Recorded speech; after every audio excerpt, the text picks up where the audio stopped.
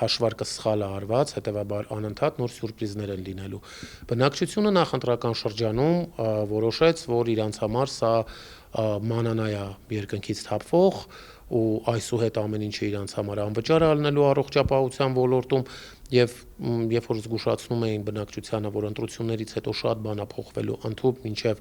հերթերի շատացում, ընդհուպ մինչեւ համավճարներ, ընդհուպ մինչեւ այդ համակարգի գործունեության թղթի վրա մնալ, ոչ թե իրականում գործել, մեզ չէին լսում, մեզ ասում էին, որ մենք քաղաքականացված, չգիտեմ, փորձում ենք վարկաբեկենք եւ այլն եւ այլն։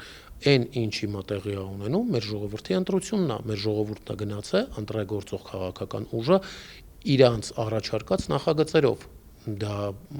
հիմա արդեն պատասխանատվության հերթն է։